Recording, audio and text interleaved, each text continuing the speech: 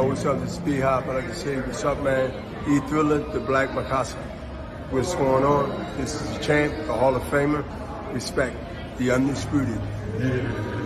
Are you not entertained? Are you not entertained? Is this not why you are here? Black Picasso, first round knockout, sweet science, we silence you haters, shout out the Mac Mob. Big fish, you trolls can't swim with the sharks. Dinging on him with a straight jab to the jaw. Now he leaking in his corner, hit that thumbs up button, let's debate. Who can test an eye? I will fucking wait. Full court pressure, Coach K until I retire. Mosquito spray you haters away, shucking and jiving. L Boogie tapped in too, let's talk this boxing. Subscribe, like, and smash on that naughty bell button. Me and Mac like the new Shaq and Kobe. Hall of Fame the game, all our gloves is golden. They too moist, I'm the one, I'm the voice. Just face it, straight facts.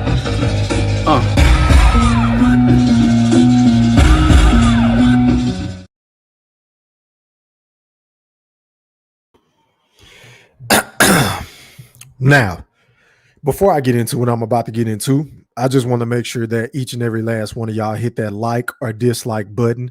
Don't forget to put some motherfucking Coach K, Duke, full court pressure on that sub button if you're new to the channel, and be sure to ring that noti bell so you can be notified via email each and every time your boy E-Thriller, aka Hamrothstein, aka the Black Picasso, because I paint these pictures so vividly with my words on the sport of boxing whenever I feel like it. And once again, fight fans, ladies and gentlemen in the Wolf Pack, welcome back. Now, first things first, man.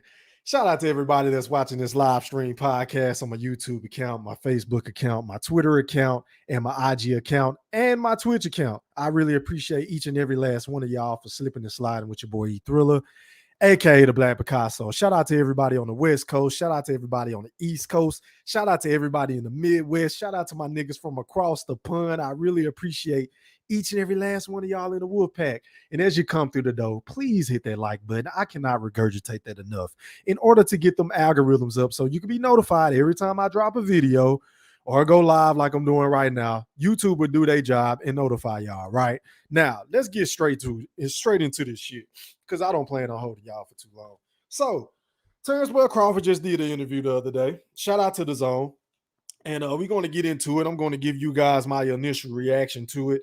I watched a little bit of it yesterday. I watched some this morning. And, of course, I wanted to watch it with my audience because I know most of you hadn't even seen this interview yet, and give you my honest opinion on, what was said, because I see it's a lot of motherfucking Eurosexuals that's, claiming that Bud exposed himself and saying he's a duck and, he had this going on behind the scenes. So without further ado, I do not own this rights to this content. This is for educational purposes only. Please don't flag me, YouTube. Pretty please. But, man, let's get into this interview, man. Shout out to these brothers. I believe they go by Akin Barak or some shit like that. I don't know. Shout out to The Zone. I'm not going to show the actual video because I don't want to get flagged, because I know The Zone, they be hating like a motherfucker, man. So let me do this before I play the video. Let me take that off the screen. So we just going to listen to the audio because, once again, I don't want to get flagged by YouTube and The Zone. So let's get into this interview with Terence Crawford entitled, "I've Been Getting Blamed for Years." DJ E-Thriller, roll that clip.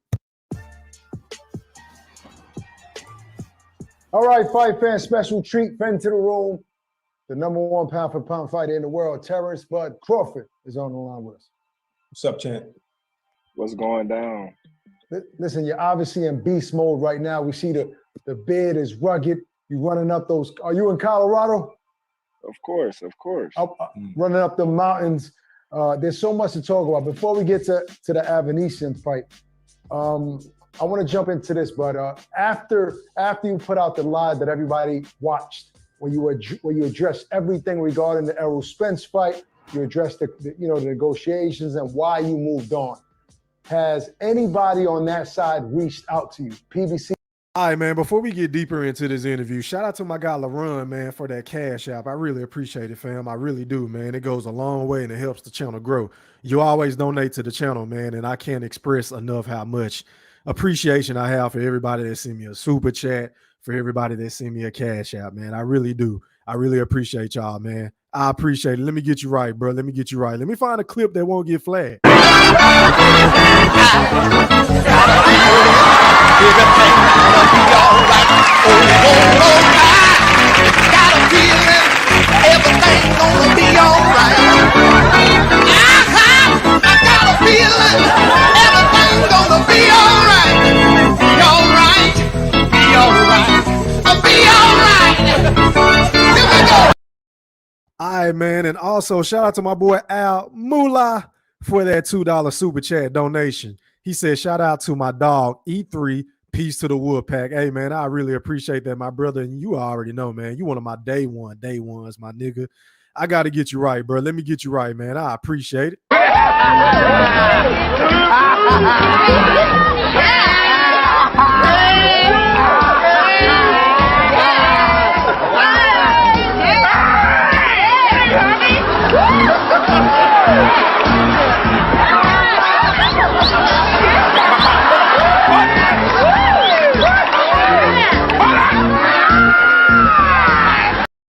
Yeah, man. Shout out to my guy, Young Money, man, for that super chat. And shout out to my boy, Demetrius Ross, man, for that $2 super chat cash donation. He said, salute, E-Thriller with the boxing emojis. What's popping? How are you, kind sir? I appreciate you as well, man. And you know I got to get you right too, man. You know I got to get you right, man. I appreciate you for putting some respect on that super chat button, man. Appreciate it. R-E-S-P-E-C-T. Find out what it means to me. R-E-S-P-E-C-T. Take care of T-C-D. Oh! Sock it to me, sock it to me, sock it to me, sock it to me, sock it to me, sock it to me,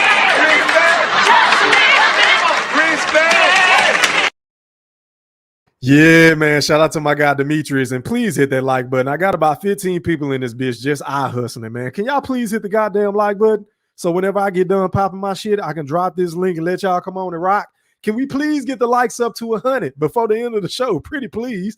I don't want to hurt nobody. But back to the interview I go. Once again, I do not own the rights to this content. This is Terence Crawford's latest interview on the Zone Boxing. Make sure y'all go sub up to them. Oh, and I just got another notification. I apologize. Shout out to my guy, WJ Lucky, for that Cash App donation. Hey, man, I appreciate it, man. You know you one of my day ones as well, fam. I appreciate it. Salute. Oh, big, y'all gotta hype my man up. Hype him up.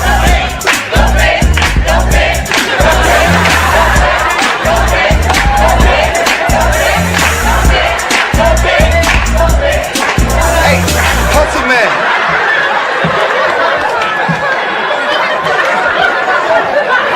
The damn dog ain't doing nothing, man. All right, man. And also shout out to my guy, Bruce Gas, Boxing, Jazz, and more for that $5 super chat, Cash App donation, whatever you want to call it, man. It's all appreciated. Hey, man, y'all showing your boy E-Thriller some love, man. Y'all are showing up and showing out. Hey, you know I got to get you right, Bruce. Appreciate it. Sit down. Player again. Go sit your $5 ass down before I make change.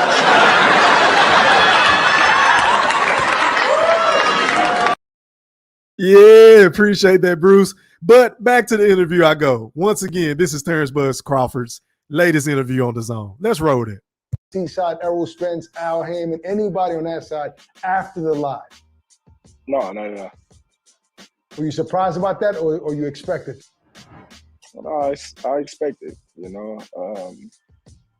It's just something that, you know, was put out, and I don't believe that, you know, after me, you know, expressing the truth, that they was gonna be quick to jump and reach out to me. And was it real quick, just to follow up with that? You're a type of guy that you're private, you know, you don't really reveal too much. It was rare to see you do that. Was it the social media hate, the misconception that people had about you wanting to fight? Did all that just pile up on you one day and you said, you know what, I need to tell the world what's really going on? Of course, you know, the crazy part about it is I've been getting blamed for the fight not happening for years. You know, when it get to people that, you know, I know and friends that I know that start believing certain things that, you know, aren't true, then sometimes you just got to lay it all on the line and just, you know, give your take on everything. And let everybody know, like, look, I've been trying to, you know, make this fight for years now, and it's obviously not my fault why the fight haven't happened. I mean, everybody with a motherfucking objective mindset and that's an objective boxing fan. That's not an Earl sexual. That's not a fucking bud buddy. Everybody and their mama know Terence Crawford is not the reason for this fight not happening, man, for years on top of years. We all know Errol Spence had a magnificent plan, and he told the nigga to go get the belt. He told him he was on the wrong side of the street. He told him he was going to go the easier route. He told him, oh, you got to leave Blob. Oh, blame Bob and shit like that. He told him that, oh, your resume ain't shit. You ain't fought nobody. Go fight somebody. I mean, the fucking obstacles have been endless whenever it comes to trying to make a fight between Errol Spence Jr. and Terence Bud Crawford. And we already know, as a result of that, Terence Crawford was frustrated. The nigga said, look, I'm past that fight on a couple of occasions, which I did not agree. And I held Bud accountable for that bullshit because I'm like, man, fuck all that. You got to keep pressing the issue and pressing the attack. And now that the man is doing what we finally wanted him to do, coming out and clearing up the rumors, coming out and telling his side, whether you agree or disagree with him, whether you think he capping or not, that's besides the fucking point. Can we give this motherfucking man a round of a fucking applause for finally doing something that we have been begging him to do for over the last, 4 to 5 years, ever since we've been trying to get this fight made? I mean, I'm just saying, but kudos to Terence Bud Crawford. I don't know how anybody can be blaming you, bro, for this fight not happening. I don't get it, but let's finish rolling this clip. Well, you inspired guys like Oscar De La Hoya. Now he wants to tell whatever he knows. I don't know. But I feel like you a G for what you did. I feel like a lot of people don't even mention Al Haymon's name. But do you think that because you mentioned Al Haymon's name and you told the things that went on during the negotiations that might mess up any negotiations in the future? How do you think he's going to respond? I don't know. You know, like I said before, I was a cool dude, like smart. You know, yeah. I like talking to him. You know, but at the same time, Errol Spence is his guy, and that's who he's gonna go to bat for. When you know you with him, he's gonna go through tooth and nails with you, and when you're not with him, then you know you're on the wrong side. Okay, and we can vividly remember Terence Crawford saying this similar thing in that IG Live. I believe I streamed that, what was that, about a week and a half ago, if I'm not mistaken. He basically said the same thing on that IG Live, like, look, Al Haymon is a cool brother, but, you know, he's going to bat for Earl, and that's his client, and rightfully so. And Terence Crawford expressed to the whole entire world that was on IG Live that night, that was on YouTube that same night. I streamed the shit. Y'all can go back and check out the playback. Make sure you hit the like button if you haven't done so already. And please sub up to the channel if you ain't subscribed, right? But he basically just said the same thing he's saying here. So this information right here is nothing new. But it gets juicy, y'all. Just wait. Let's roll it. I definitely understand that. But what's stopping you from being his guy? And I know that he has experience with Spence. He's been with Spence for a long time. He has loyalty to Spence. But what's stopping you with being one of his guys? Like, even if it's fight per fight basis, like, you know, Mikey Garcia and other guys who did that, what's stopping you from being? Hold on, y'all. Hold that thought. Shout out to my guy, OJ Morris, man, for that Cash App donation. Hey, man, y'all really showing up and showing out for your boy E Thriller, a.k.a. the Black Picasso, man. You know I got to get you right. I don't know who you is in the chat, bro, but I appreciate you for showing some love to my channel, man. I appreciate it.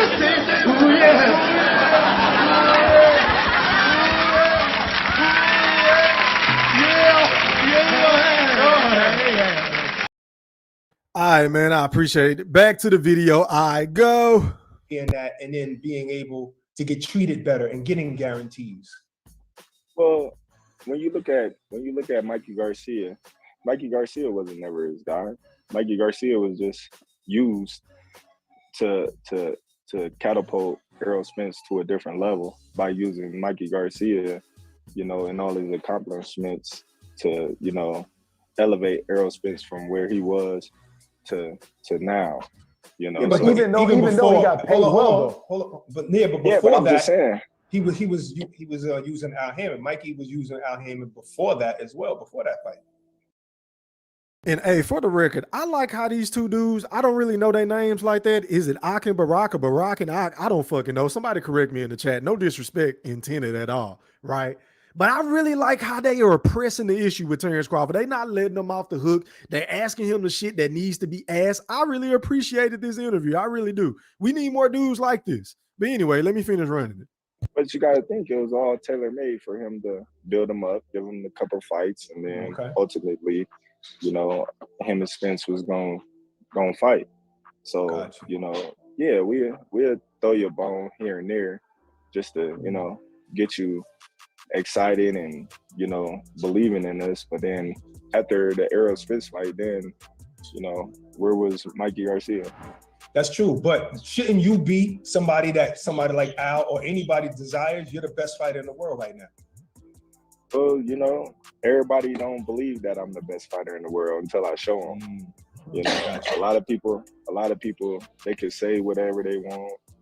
They can, tweet out, I haven't fought nobody, but all my career, I haven't seen anybody jumping for joy to fight Terence Crawford.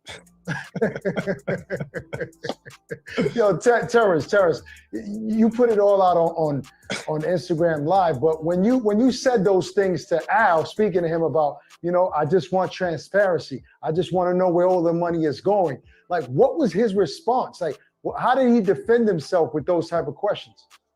And listen, I don't really too much talk in the media. Well, he don't at all. So, everything that I said was, what I said, and that's that pretty much.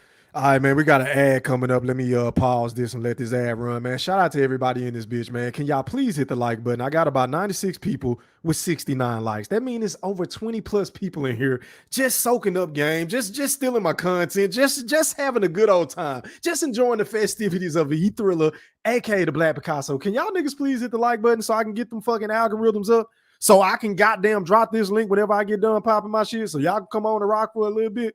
Can y'all please do me that favor and hit the like button? I mean, god damn, last time I checked, the shit is free. But anyway, back to this interview, man. Right. Well, have you noticed any change since you did that live video on your IG? Have you noticed any change in like the temperature of fans? Because I'm sure you saw all of the hate, but have you noticed that, fans are saying, all right, we starting to see your side now? Well, some people still, believe what they believe in. It don't matter what you show them. It don't matter, the facts. It don't matter, if somebody came out on Errol Spence's side and said, this was that, they'll still find a reason or a way to try to justify the fact that they wrong, Right. So it just, it never going to be a day where, certain people give certain individuals their credit. Have you spoken to Errol Spence since the last time you spoke to him? No, not at all. Not even. Ain't no reason to talk to him. Are there any regrets, Bud, in hindsight, right, where you at right now? You obviously have control of your own career. Are there any regrets about leaving Top Rank and moving forward, or are you happy with that decision?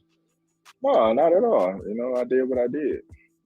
Like I said, everything happened for a reason, and I'm here now, and it is what it is. What is Terence Crawford's deadline, right? Look, Terence, you're in your 30s, you have beautiful kids that are wrestling and playing sports, and I know at one point you want to give them 100% of Terence Crawford time, right?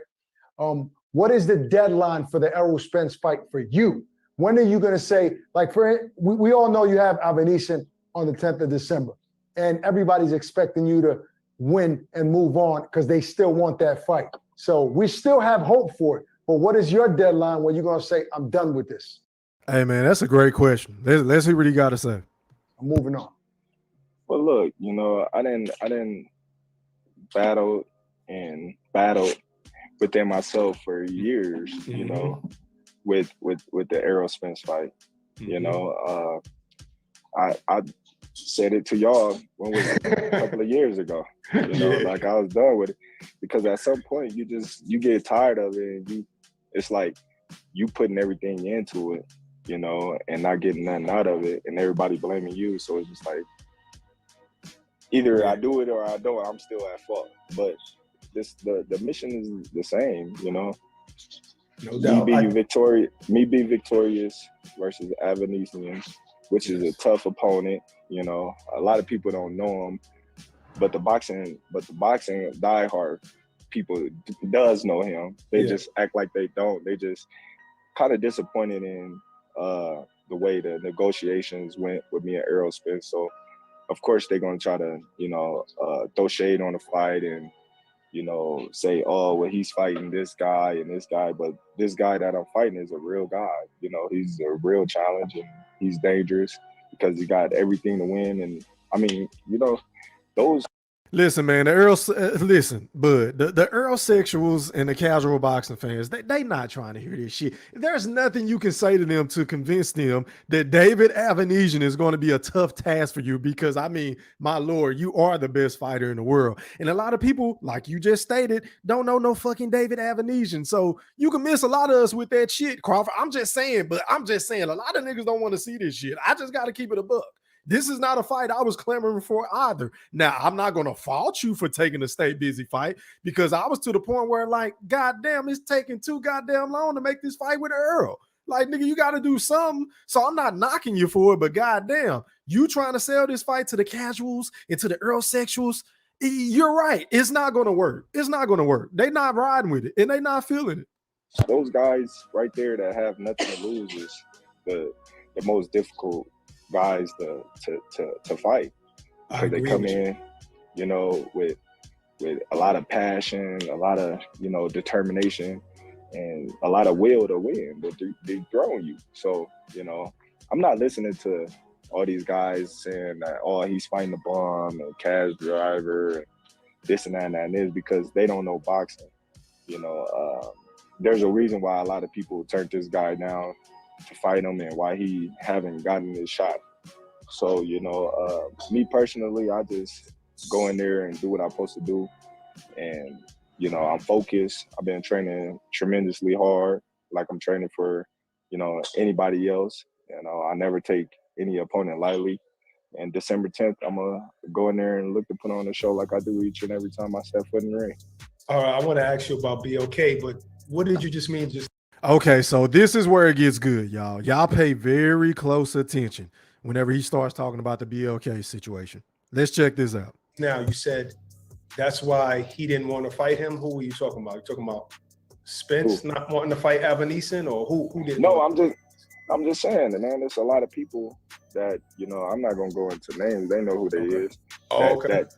That turned the fight down with him. Gotcha. You know, not saying Spence, but okay. I'm just saying, you know, there's a reason. Got you. So you said that you were in negotiations with Al and them for like a while, because since May. So when did BLK approach you? Well, I've been talking to them probably around June, July. It was early, but it wasn't nothing like, well, really, I met him before. Okay, so let me go ahead and let this ad go by, man. Shout out to everybody in the building, man. Can y'all please hit that like button? My likes still not adding up, man. I mean, what the fuck is going on? 115 people in here with 81 likes. Y'all niggas hate E-Thriller, aka the Black Picasso, that goddamn much? I mean, my Lord, Jesus Christ. Can y'all please hit my goddamn button? Can you please hit the like button? I ain't did nothing to nobody, nothing. Can you please hit that like button? I don't want to hurt nobody. Back to the interview I go. You know, and that I'm moving forward with. I really didn't tell him about the Spence fight. Then once I did tell him, I just kept it real with him. Like, hey, listen, you know, I got this fight. Mm-hmm. Yeah, we never had any negotiations. We were just talking, you know, getting to know one another. And, you know, once they really wanted to do something, let me know that they wanted to do something. I had stated, like, listen, you know, this is my first priority, my main priority, and this is where I'm headed, because I didn't want to lead them in the dark and have them have their hopes up high, and then I turn around and, you know, just say, fuck. Yeah. So was Okay, so let's stop it right there. This is the comment that has everybody on YouTube, everybody on Twitter, everybody in Facebook, on these boxing groups, all up in arms because Terence Crawford openly admitted that, look, I was in negotiations with the PBC and Al Haymon and Earl Spence, but I was also talking to BLK Prime, right? And to me, I don't see no fucking harm in that. Now, granted, the nigga did lie. He did contradict himself on his IG live because he tried to make it seem like it just came out the blue and then, the fight just up and happened. I mean, according to David Avanesian's trainer, they made this fight in 36 hours, which we all knew that was cap. But my thing is this. Why are you niggas so upset about a grown-ass man having a fucking backup plan? I mean, you would be a motherfucking fool. No, scratch that.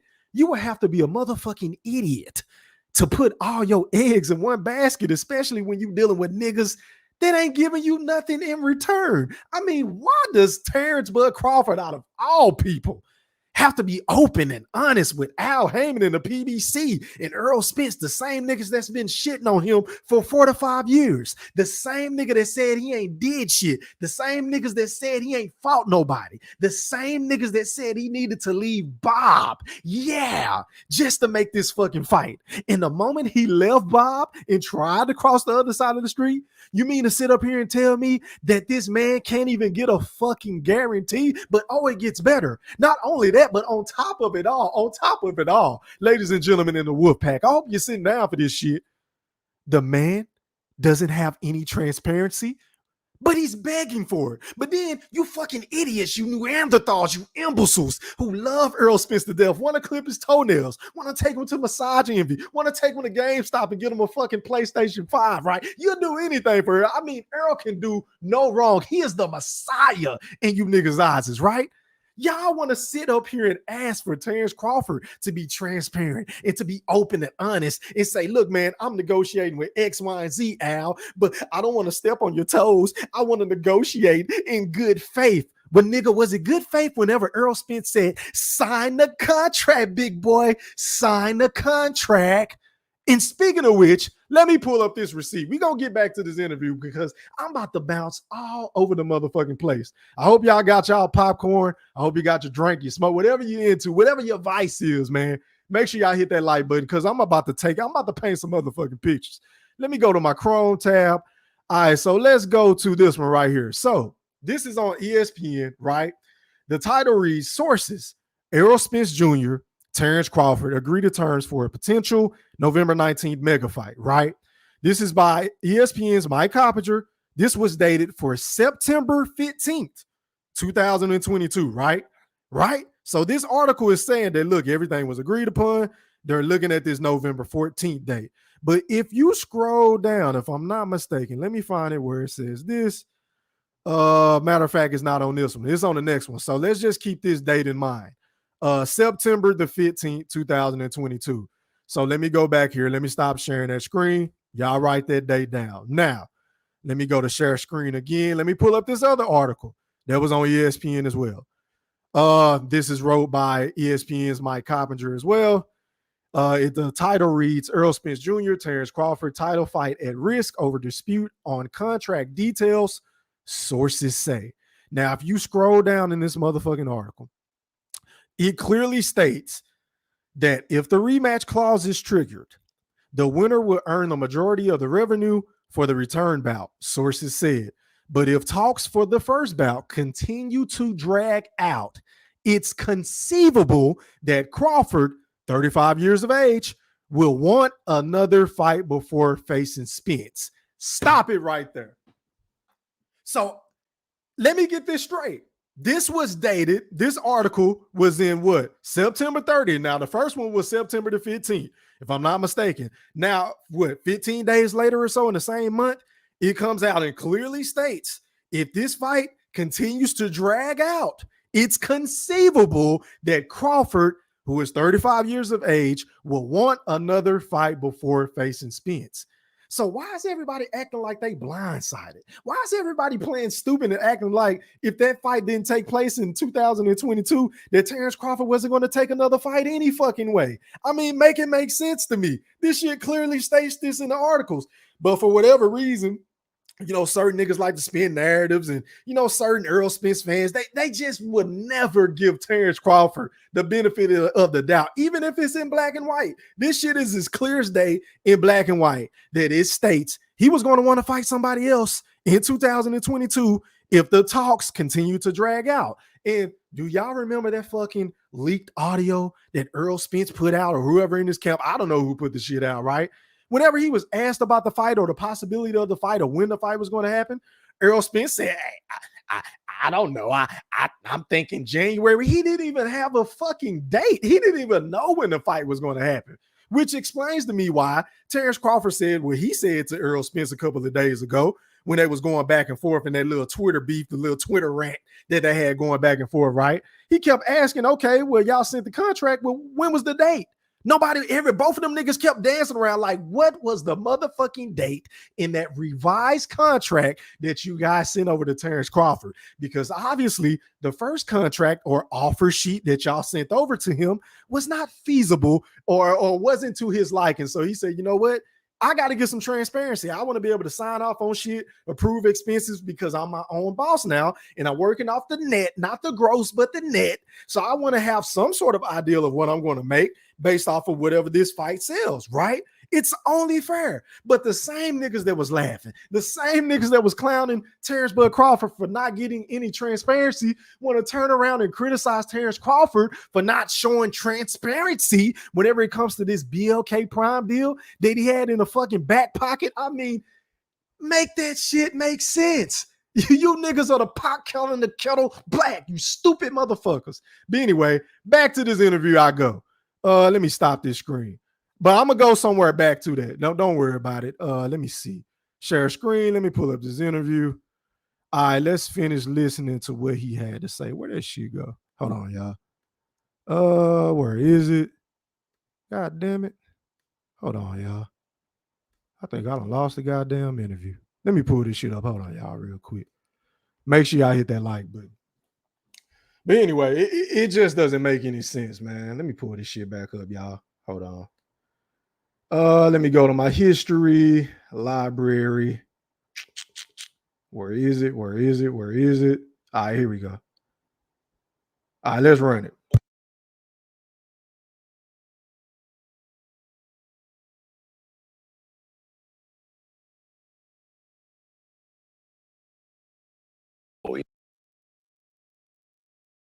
$25 apiece, because Errol Spence said, when you said, yeah, I got two companies that could offer us 25 million, he said that you couldn't show him who they were.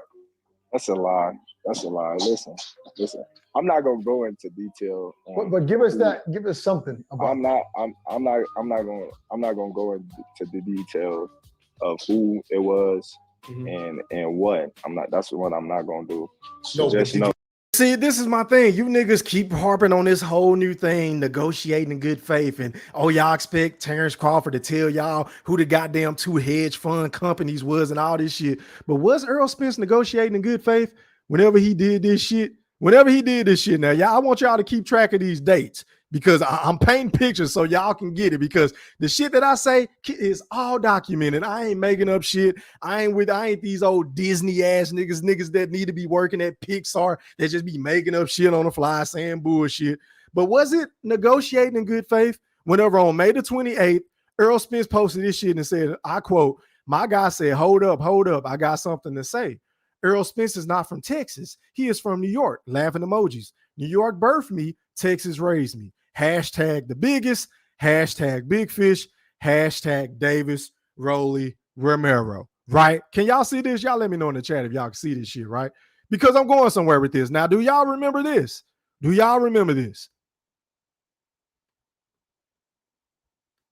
the contract. Sign the contract, big boy. Sign the contract. Okay, so my thing is this to everybody in the Woodpack and to the Earl sexuals, because this is mainly the niggas I'm talking to. The niggas that like to just tell half truths and shit, just make up shit on the fly, right?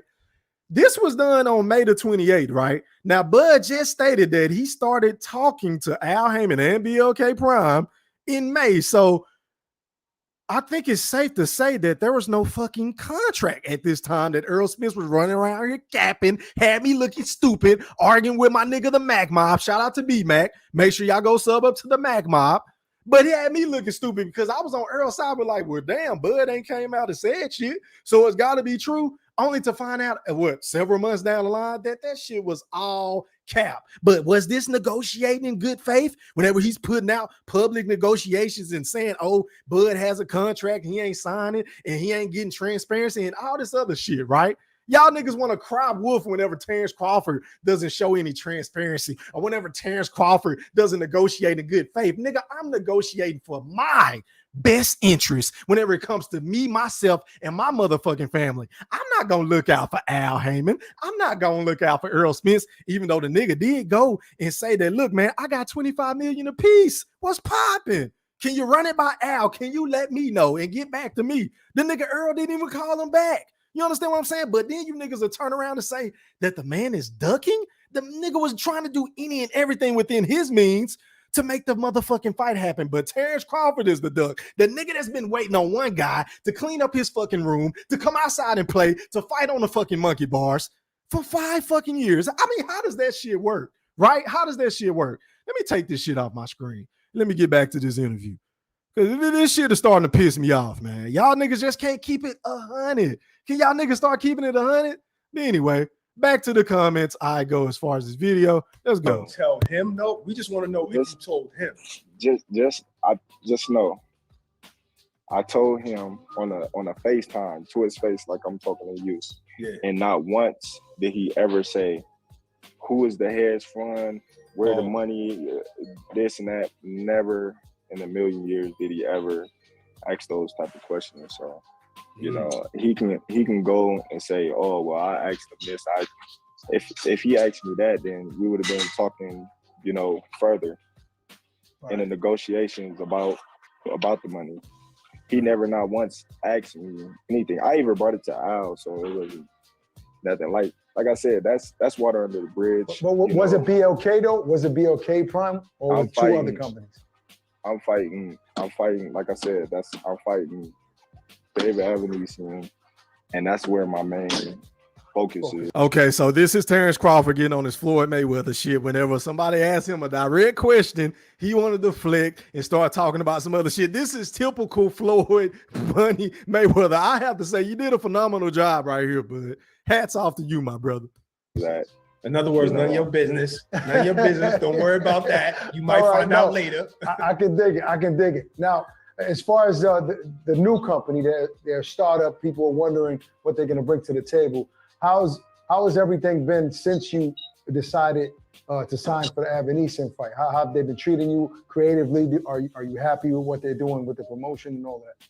Well, everything's been good. You know, they fairly new into boxing, so of course they're gonna get a lot of backlash. Of course, a lot of people gonna say, "Oh, well, they don't know what they're doing and whatnot." But you know, everything's been smooth sailing so far. So, you know, I'm happy with where I'm at. You know, so that's all that matters. As long as no doubt. The fighter. Look, a fighter of your stature has to think ahead, though, right? I mean, what is the plan in early 2023? Is it to go back and try to renegotiate with Terence Crawford? See? With Terence Crawford. I mean, sorry, with Spence for PBC. Yo, you your toughest fight yourself. Yeah, you got to beat yourself. Yeah, I mean, that's the plan, right? Like I Circles, said, spin the block. But will that be with BLK? Will that be a potential PBC BLK collab? Who knows? I doubt it because Al Haymon was the same dude, allegedly, according to Terence Crawford, that said he ain't gonna let nobody touch this fight. So I highly doubt that BLK Prime will be involved in this fight between Earl Spence and Terence Crawford. There's going to be a PBC, Showtime, or Fox, or whoever does. I don't know, but I just know he's not going to let anybody else get their hands in the pot, according to Terence Crawford. You know, but he said he was going to circle the block. You know, so let's see. You know what I mean? He be victorious in this fight. I'm victorious in my fight. And he's splitting the box. And I'm going to drop him off, like I said. That's Okay, and there you have it. The plan hasn't changed. He still plans on trying to face Errol Spence Jr. in early 2023. I still don't think the fight is going to happen, but that's just me. I've been saying this shit from day one. I just never thought Errol Spence really wanted this motherfucking fight. That's just me. I pray to God that I'm wrong. I hope the day comes where y'all can come on here and say, E-Thriller, you was wrong. We get in a fight, and I would gladly apologize. I really will. Funny. Yo, so, all right. David Avanesian, I know he's a good fighter. I seen what he did to Josh Kelly. He got like 6 knockouts in a row right now. Let's say Spence fights Staniotis. Do you think that he's definitely going to fight Thurman, you think? I think he fights Thurman. You know, he got 3. And I think you're right, bud, because the WBC just mandated for that fight to happen. So I think that's going to supersede any other mandatory from the IBF or the WBA. The WBC is going to reign supreme. So you can bet your bottom dollar, unless Errol Spence drop the belt and move up to 154, Keith Thurman versus Errol Spence is next. He got 3 mandatories, and that's Boots, that's Staniotis, and that's Keith Thurman. And I just think the WBC is going to overpower the other 2 sanctioning bodies. You know, and Keith Thurman is going to get the shot. You know, people are saying even though they paid Staniotis two times to step aside. Wow. Yeah. Now, I heard that. I mean, there's rumors that after the fight with Thurman, that Errol is going to go up to 154 because he's been at 147 for too long. Are you afraid that actually might happen? Even though you did say you would move up to 154. Avanesian is, you know, my main focus. That's who I'm focused on. That's my main priority. You know, I done turned off the Errol Spence, everything.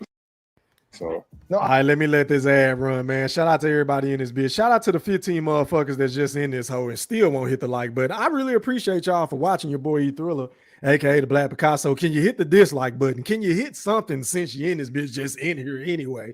Can you hit something? God damn. Anyway, let me get back to this interview, man. Still in the future for you moving up to 154. I said that how many times? Not to us. The mission is still the same. Got it. The mission is still the same, to get the fight. You know, to give the fights. I mean, get the fans the fights that they want to see. You know, but at the same time, I just want everything to be fair. You know, that's all I asked for. Right. You know, and I don't feel like it was fair ever. So, Bud, can the fans hear it out of your mouth? You're 35 years old. A lot of people saying negative things, but they don't know you live only boxing and there's no outside things that's stopping you from being great. Are you still in your prime? Yes, I am. I don't feel like, you know, when people say stopping you from being great, I'm already great. You know, I defeated all the odds, you know, coming from Omaha, Nebraska, you know, being shot in the head, like, you know, it's so many obstacles that, you know, I didn't overcame. Like, I'm already great, you know. I got my health, you know, I'm smart. I got tons of businesses, you know, like, I don't need boxing right now. Like, I box for the love of the sport. You know, I got, you know, real estate, you know, so they can say whatever they want, but I'm damn, you hiring, bro? So you could retire right now and be financially set for the rest of your life, you and your family. Of course. 1,000%. 1,000%. But next time we go out to eat, I'm not paying. I'm just letting you know that. No, last time it was Mario, but next time it's on Bud. You gonna pay for your meal next time. I got y'all. I'm gonna just write it off. Don't worry. Well, listen, matter of fact, we going to Omaha for this fight. But can you talk a little bit before you get out of here about coming back home and fighting home and the energy that the town has received? You know, how they're reacting to you being back home. Well, you know, if you get on the line and you try to purchase tickets, you'll see the support. You know, tickets went crazy, you know, within the first hour. And that just shows, you know what I mean, the love and the support that my city have for me. And I, you know, thank them each and every time that I step foot in the ring. And that's why, you know, every time that I fight, I got Omaha on my chance because, you know, I represent them and as they support me. You know, it's nothing like fighting at home where all your supporters get to see you, you know what I mean, live, front and center, where, you know, they might not being able to, you know, pay for a flight, a hotel, and a flight ticket, outfits and whatnot to go to Vegas or New York. So, you know, sometimes it just work out for the better, you know, when things is at home where you can just go down the street, you know, and you can attend a fight and then you can just go back home and you don't got to worry about all the extra things that you would have to worry about when you're in a different state. Right. All right. Man, not forgetting where he came from. No doubt. Before you go, Terence, let's say, obviously you're going to beat Avanesian. I'm sorry for talking like that. I just got faith in you. You know what I mean? It is what it is. Facts. You know, so after you beat Avanesian, if the WBO says Virgil Ortiz, you're mandatory, because that's what they've been saying, and you have to fight him, would you fight him? Of course. He been my mandatory for how long? I don't know. You got to understand, he was my mandatory before Sean Porter. But that's a fact. He was in the #1 spot before Sean Porter was even elevated to the #1 spot. In fact, I can vividly remember Sean Porter being pissed off because he got lapped or dumped down by Virgil Ortiz, and he was crying and bitching and moaning. I'm gonna have to find an interview one day and play it on my next live. But yeah, so Terence Crawford is being truthful when he says that, because Sean Porter was not his mandatory. That's a fact. Did you give him step aside money, or you just were able? Never. Okay. Never in the history of Terence Crawford's career have he ever gave anybody step aside money to fight, ever. I always fought my mandatories. Always. Even when people, you know, oh, well, he fighting this guy. Yeah, I'm fighting him because he's my mandatory. You're right. You know, because I was once that guy that they tried to pay to get step aside money to, you know, and I turned it down because, you know, this is my shot at, you know, a world title, and this is my dream, this is my goal, you know, so no amount of money they could have paid me to make me step aside to fulfill my dream. Who offered you step aside? Ricky Burns? Yes. Yes. But I can't remember the last time you went the distance in a fight. Honestly, I don't remember offhand. So you're crushing everybody. Would you be unhappy if you don't get a stoppage on December 10th? All right, so he basically touched on everything I wanted to talk about. But let's go back to this negotiating in good faith bullshit narrative that's been floating around YouTube and on Facebook and all this other dumbass shit I've been reading all goddamn day over the last several days. Let me remove this. Hold on. So I want to ask y'all a legitimate question in the Wolf Pack. Shout out to everybody in this bitch. Make sure you please hit the like button. Was it negotiating in good faith whenever Al Haymon said this allegedly to Terence Crawford? DJ E Thriller, roll that clip. Go make sure he's good. He's in the best position to win this fight. Of course he is. He supposed to. You know, you got everything surrounding you to help you. You know, so people mad at me because Al told me if I don't take this fight, he's just gonna go and Errol Spence gonna make 8 million, eight figures. He's gonna make 8 figures without me. So basically, he telling me, well, you take this fight or leave it. Okay, so it sounds like to me that Al Haymon, along with Errol Spence Jr., was basically saying, look, nigga, you gonna take this fucked up deal or we gonna take our business elsewhere. Earl gonna make 8 figures, and nigga, you ain't gonna make this money with nobody else, because they didn't think Bud had a backup plan. They had no fucking idea that he had a fight with David Avanesian for let alone $10 million. You understand what I'm saying? With BLK Prime, a company that nobody have ever heard of, right? So that's why Al Haymon was probably flexing on Crawford. He was like, look, man, nigga, we don't need you. You need us. And now that this shit then backfired, now they want to spin narratives and act like, oh, Terence Crawford wasn't negotiating in good faith. He wasn't honest with Al Haymon. Oh, he lied. Oh, he wasn't telling the truth. Shut the fuck up. I mean, are you fucking kidding me? And niggas been asking me for my opinion on this shit all motherfucking day. If you really want to know what I feel about this shit, you're right. You know what else? I don't give a fuck.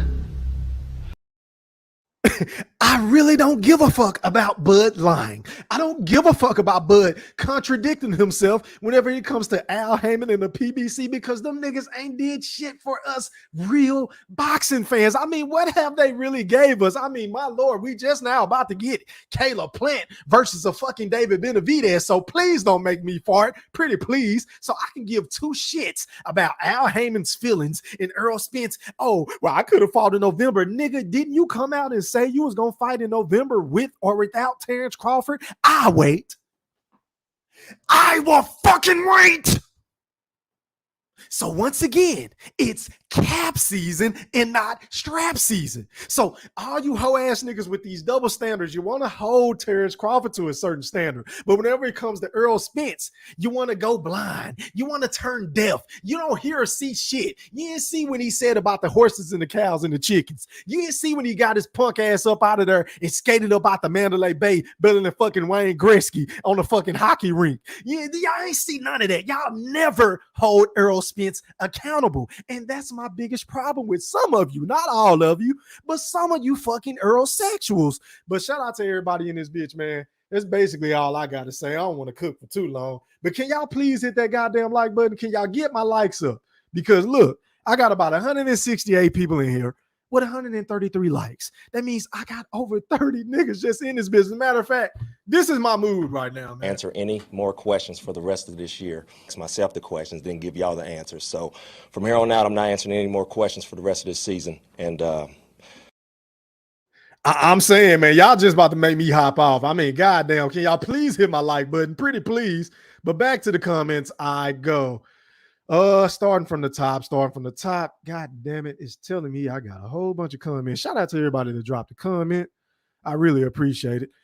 All right, going out to Mr. Golden, man. What's popping? How are you, kind sir? He said, what's up, little bro? How are you, man? I hope you're feeling better, my brother.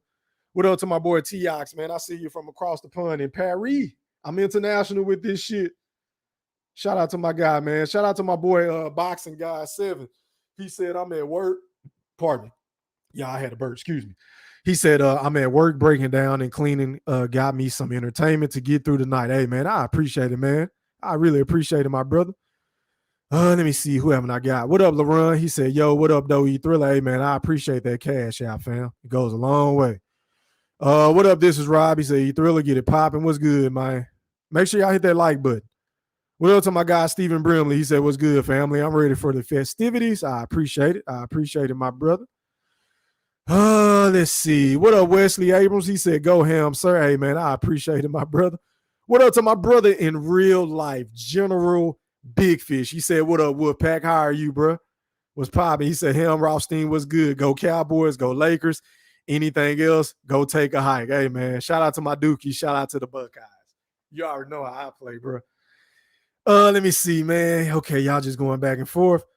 What up to my nigga D Young, man, in this bitch? He said, salute E3, shots to the pack. What's popping? How are you, kind sir? Who haven't I got? What up to my guy, Dan Tan? He said, E-Thriller, no one iller. Salute. I appreciate it. I appreciate it. What up to my guy, X-Man? He said, salute E3 in the Woodpack. My popcorn ready. I appreciate it. I appreciate it. Shout out to one of the queens in the Woodpack in the building. She, her name is Fistiana Fight. She's in the building. She got the boxing emoji with the prayer sign. I appreciate it. How are you, kind man? It's always a pleasure to have you in the building. What up, Wendell? I see you, boy. What up, godson? I'm trying to hurry up and get through these comments because I ain't trying to hold y'all all night. I know tomorrow, Friday, people got to wake up early. I got to get up at 5 in the morning. So, you know what I'm saying? I'm trying to get in and get out. What up, Chief? He said, what up, E3? We never get in the Spence versus Crawford fight. It is what I took. It was a good run. Yeah. I've been saying that, bro. I don't think this fight gonna happen. What up to my guy Justin, man, from the Blaster? He said, my man E3 was going down. Wolfpack, how are you, sir? What's good? Let me see. Jay Pistols, he said, E3 with pressure. Hey, man, I appreciate it. I appreciate it. What up to my guy Tri-State Bully? What up to Mr. Goose to you? Mr. Goose to you. What's popping, fam? What's good? What's shaking? What up, Brian Bolden, my other brother from Nebraska? He said, what up, Pack North Omaha in the building? What's popping, man? What's good? What up, Woo? I see you, boy. Trying to hurry up and get through these comments, man. What up, Bruce Gas? I appreciate that super chat, fam. Let me see. G Money 915. He said, I'm sick and tired of Crawford and Spence. Boxing needs to move on to another showdown like Haney versus Lomachenko or Boots versus Ortiz. I mean, hey, man, it is what it is, bro. It's kind of hard to tell a nigga what he can and can't talk about on his channel, though. You see what I'm saying? Like, you can feel that way, but it's a lot of motherfuckers that feel opposite of you, bro. They want to talk about Crawford and Spence. Matter of fact, it's really the only shit that motherfuckers show up for on YouTube. So what do you expect for content creators such as myself and other people on YouTube, whether, you know, they rock with me or not? They're going to talk about the hottest topic, and this is the hottest topic, bro. So, I mean, I feel you, but if I do a show on Haney versus Lomachenko or Boots versus Ortiz, that motherfucker probably going to have about 25 people watching. You feel what I'm saying? So it is what it is. Supply and demand, my brother. But I appreciate your comment. Let me see. Shout out to Boxing Fans Talk TV. Make sure y'all sub up to Miss T, man. What's poppin'? She said, salute everyone. How are you, kind, man? What's good? What up to my guy, baby Juju? I see you. He said, salute, GOAT. Hey, man, I really appreciate it, my brother. What up, Dub J? Let me see. What up to my guy, True Gritter 402? I see your boy. I was popping. What up to my boy Toby from across the pond? He said, salute, Thriller in the chat. What's good, man? What's good? Okay, I'm trying to get some comments. What up, Ash Real the Great? He said, salute, Thriller in the Woodpack, man. What's popping, man? Glad to have you in the building. Yeah, man. Smash that like button, man. Smash that like button. Pretty please. What up to my nigga L Boogie? He said, he truly the Black Picasso. My brother, how are you, kind sir? I'm doing well, my brother. I'm glad tomorrow Friday, bro. It's been a long week, man. I'm just I'm ready to get off, man, and enjoy my weekend, man. How are you? Let me see. General Big Fish. Oh, yeah.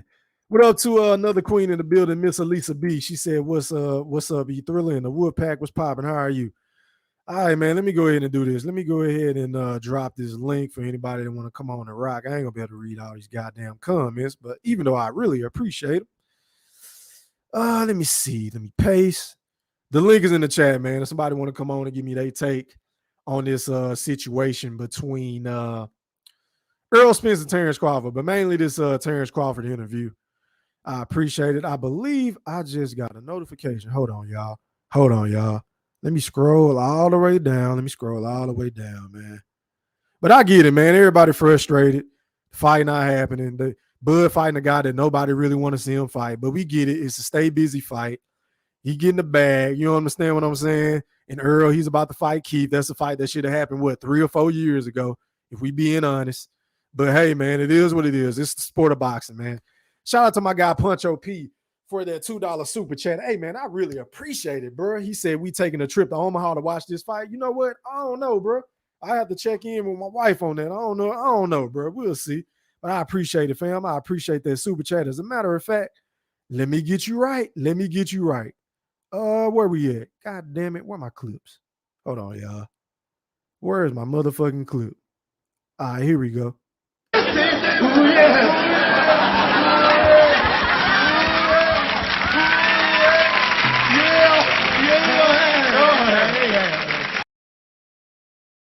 All right, man, and shout out to Donnie Pruitt for that $50 motherfucking super chat. Hey, man, I think you just broke a record. Nigga like me ain't never got no super chat this large, my nigga. He said, what's good, E3 in the pack?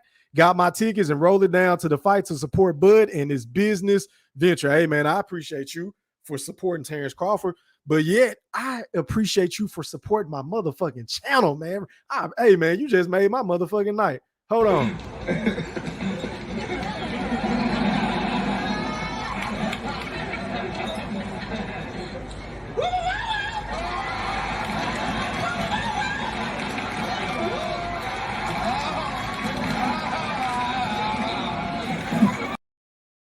Let me bring on my guys. I see you, Boxing Nerd. I see you, Mr. Gooch. Y'all can cut your cams off, man. All right, going out to Boxing Nerd 101. You're live on the chat with the Wolfpack. Holla at me, man. What's popping? Nothing much, E3. Just chilling. How are you? I'm good, man. You all right, my brother? Sound like you a little tired or something, my nigga. You gotta give me some more energy, man. Oh, sorry, my bad. Nah, you good? Nah, I was just fucking with you, bro. You all right? Yeah, everything's good, man. It's another day in this boxing world, So already talk to me, man. What you got for me? What's your take? Oh man, I like. Have we seen the interview from Earl Spence lately? It just seems like Buzz the only one doing Interview? all. No, I have not seen any interviews. The last interview I seen of Errol Spence was at the Frank Martin fight, right? Yeah, August, right? Yeah. Something like What that. the heck? This guy's just gone MIA. Hey, yo, loyal to the game. Turn your cam on, fam, so I can bring you on, man. Go ahead, Boxing Nerd. Pop your shit, bro. Yeah. No, it's just this guy's been MIA. We just seen one little clip of him. We don't even know if it's true or not. They're saying it's a TikTok skit. They're saying he was I got drunk, you drunk cut and out. whatever. But Yeah, like, go ahead, Boxing Nerd. yeah, we just haven't seen nothing from Earl. He's just Twitter fingers and he hasn't shown his face ever. Just working out on IG stories and that's about it. Like whereas Bud's doing all the talking, Bud's doing all the press, and they're saying he's not selling nothing. But he's doing all this unnecessary stuff that he doesn't like to do, but he's doing it for you guys.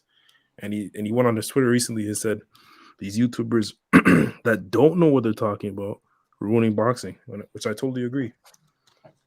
Before you and B-Mac and everybody else that are pro Bud, it was a whole bunch of like. I'm not pro Bud. I'm pro boxing. Oh well, yeah, exactly. Yeah, because if Terence Crawford was doing some fuck shit, believe you me, and you can attest to this. Yeah. I'd call Bud out on a couple of occasions. Yeah, plenty of times. Yeah, I misspoke. Unbiased channels. Let's just okay. Go ahead. Unbiased channels. Thank you. That came. I see you, Mr. Warren. That has come out. Like we would just have a whole bunch of narrative YouTubers, and it wouldn't be up in boxing at all. It would just be hating on certain boxers and loving on other boxers. So yeah. It's unfortunate, but like I like all the press and all the commercials I've been seeing from BLK Prime. Hopefully the fight does well. So let me ask you this, Boxing Nerd. How do you feel about Terence Crawford basically contradicting himself? I'm willing to say that he lied about the BLK Prime situation. But to that you say what? Do you give a fuck? How do you feel about this? It doesn't affect my daily life. Okay, because I really don't give a fuck. I mean, why would I care about him lying to Al Haymon of all people and Earl Spence, a nigga that's been lying to us for 4 to 5 fucking years, moving the goalposts each and every time he opened his mouth? But go ahead. Yeah. Lots of people that are gonna give me peanuts for this fight, for the biggest fight of my life. Why not? I just wanted to get your take. Yeah. All right, man. Let me go ahead and pass the mic, bro. I got a couple of people waiting, fam. Hang tight. All right, going out to my dog, Mr. Goose to You from Nebraska. Make sure y'all go sub up to Mr. Goose to You channel, man. Make sure y'all please go sub up to him. Gooch, holla at me, man. What's popping? Mr. Goose to You, Mr. Goose to You. Man, what they do? Now, Blaster, stand the fuck up. Y'all know what time it is. They mad at us. They fucking mad at us, bro. We about to sell this shit out. Man, I seen something earlier. Motherfucker talking about 95,000. That's just 9,500. That's just half sold. I see you, Steve. That's just half sold in 3 days. So y'all talking about he can't sell shit. He about to sell out 20,000, 17, 18,000, close to 20,000. Pay-per-views at $40, bro. They giving you something that you want. And y'all want to cut you off, Gooch, because you cooking, bro. What is the max capacity of the venue in Nebraska? I know you would know because you're from Nebraska. The max capacity, if I'm not mistaken, is like 17 to 18,000. Okay, go ahead. My bad. But you got to think about the size of the ring. If you know what I'm saying. If you look at the size of the ring, then you can probably put a couple thousand more. You know what I'm saying. But I want to say, I forgot which fight it was, but they maxed out like at 17,000.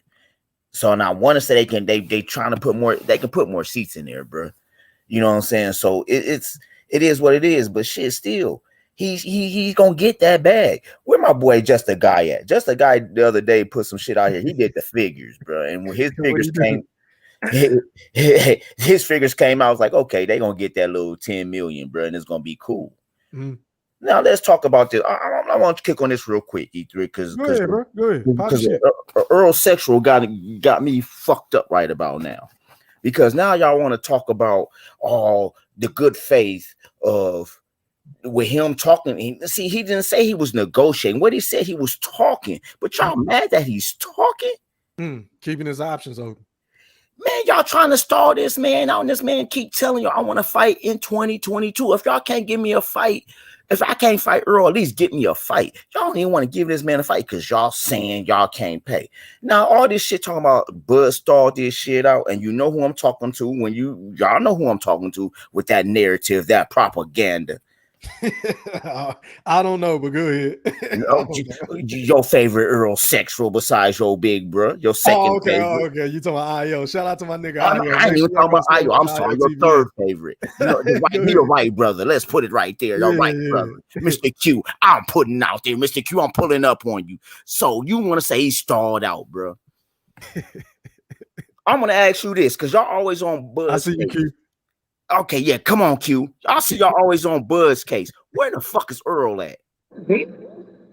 Why you keep seeing Twitter fingers? It was interesting that he did Twitter fingers, but damn, we want to see what he got to say. Let's see, because okay, let me ask you this: when you see Bud, you see the confidence in Bud. He thought, I wish I could have you pull that up. I should have sent it to you. Confidence, the nigga. Come on, bro.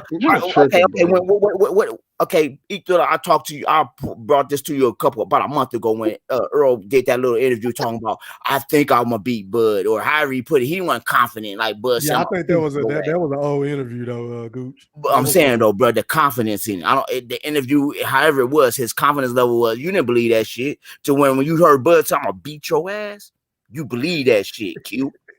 That's what I'm talking about. And y'all, shout out to Mr. Gucci. Y'all see I'm Randy Orton, legend killer, because I'm coming to kill a legend named Q. Man down. I'm out. Appreciate the Gucci. Hey, man, you know you got to hang tight because you know Q going to want to get at you, right?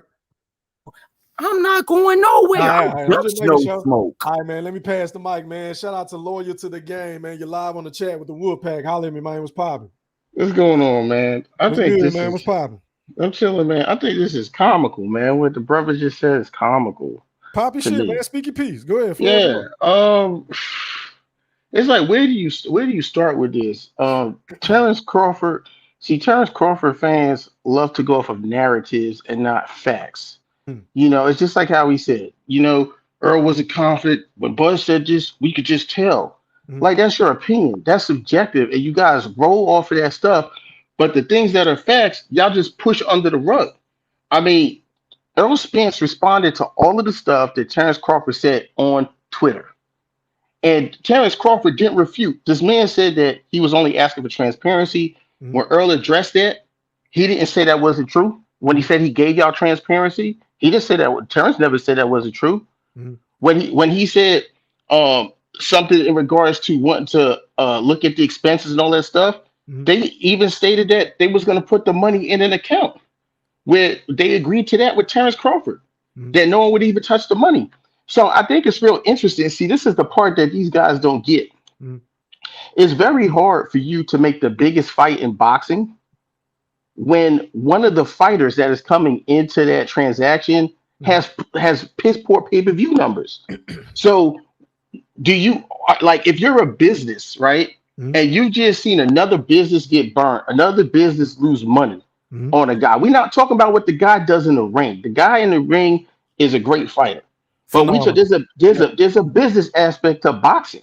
Right. So why are these guys gonna want to go give this guy a big ass guarantee when they just saw that Bob Arum gave this guy big guarantees and he got yanked off of pay-per-view and all these other type of things, and they lost money on them. So to me, and I'm just keeping it 100. I feel that Terence that don't you go nowhere after you finish. Hey, Mr. Warren, come on, man. Hey, hold on, Loyal to the Game, Mr. Warren. This is this dude's first time on my channel, bro. He's obviously he's a Earl Spence fan. Let him pop his shit, bro. You gonna have your chance to get at him. I promise you. He ain't going Loyal to the Game. You ain't going nowhere, are you? No, for what? All right, go ahead. Hey, Mr. Warner, everybody else, can we please let everybody speak their piece so we can get the open panel and then y'all can get at each other. I don't give you know how we ride. Go ahead, Loyal to the Game. Listen, this is not a fact, but this is my opinion. See, that's the difference. I can state what my opinion is opposed to what a fact is, and then put a narrative out there and say this is what's going on. My opinion is that Errol Spence, now let's be honest, against Mikey Garcia, we know Errol Spence was out there partying and bullshitting, and he outboxed Mikey, but he didn't look that great. People expected him to stop him, right? Then with Sean Porter was a knockout drag out fight. This guy was living right. This guy was living fast. You know, there was reports of him drinking and partying, and you know, there were pictures of him in the public looking like he was high and drunk after the fight. And then 2 weeks later, the guy was in an accident, right? So we know that the guy was living fast and everything. And then, he comes back, he fights Danny Garcia off 11, I think it was a 13-month layoff. He fights this guy after getting launched out of a car. We seen what the guy looked like, right? And then he goes and fights Ugas for that belt. But see, what happened was over time, Earl Spence got to heal. See, he had a 13-month layoff, he had a 17-month layoff.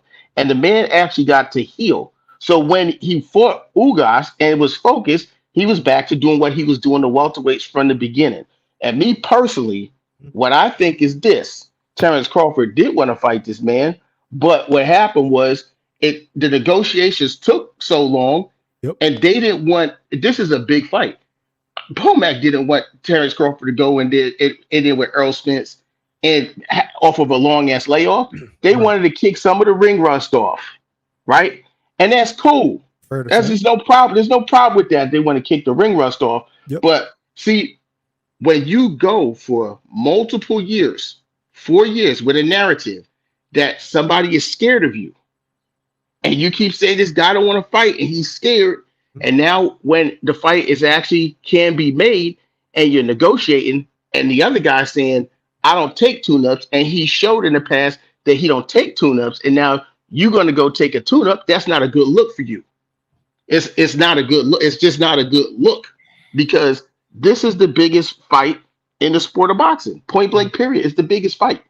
So, it's going to take time.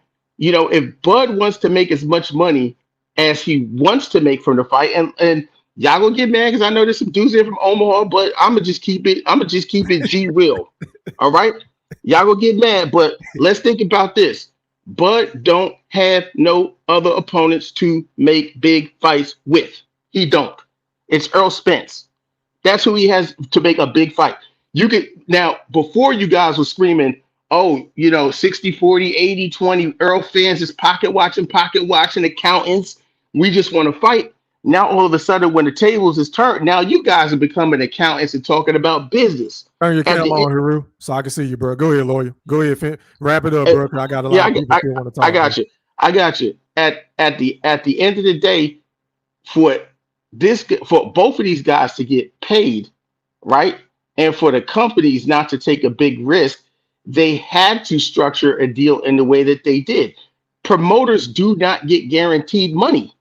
Terence Crawford is working as a business. He's not just working as a fighter under Bob. He's working as his own business under TBC. So if you have to bet in yourself, and that's why to me, my opinion, that he's not the number one pound for pound fighter in the world. See, because when Floyd had to bet on himself and take less money to go fight Oscar to be the king of the mountain, to be the A-side forever, he let the man choose gloves, he let the man choose the ring, everything to prove that he was the best. But we don't see that on this side. We see a whole bunch of narratives about this person's scared, this person's this person's that. And at the end of the day, the man just wanted to get a tune-up. Because if it was so bad, the man wouldn't have announced the Avanesian fight, and then directly while he's announcing, he's saying, I'm looking forward to going back into negotiations to make the Spence fight if it was such a bad thing that was going on. So let's just call the shit for what it is. He just needed a tune-up. That's what it is. Okay, that's your opinion. I appreciate it. Hey, hang tight, because there's going to be some niggas that want to get at you. As a matter of fact, I got a couple of questions for you, but I'm going to keep passing the mic, bro. All right, man. Going out to General Blowfish. You're live on the chat with the Wolfpack. Holler at me, man. Thank you. I appreciate it, brother. Oh, this is Mr. Warren. You changed your name on me. Okay. Yeah. General Blowfish today, because I'm coming at General Blowfish. He out there somewhere. That's his avatar right there. So yeah, I'm coming for your brother. Anyway. Got you. What's your take on this situation, man? What was your take on the interview? Yeah. So, my brother, have this your first time on the channel? If I may ask, I'm redirecting my. Who are you talking to, Mr. Warren? The brother, I forget his name. That was lawyer to the game. Yeah. This is my first time. I've watched some of his brother's stuff. Have you looked at any of the E-Thriller videos at all? Yeah, that's exactly why I came on here. So have you looked at the 1 through 18? Oh my God. You checked any of that out? No, I don't know. I don't All know right, any of his then. stuff like that. I just peep in on his stuff. Okay, but if you can, E-Thriller pulls up receipts and makes a good documentary and video of the Earl and Terence Crawford saga, and it's called It's part 1 through 18. Mm-hmm. And any of that, and when you get through watching that, I want to see if you have the same type of resolution that you have today. Okay.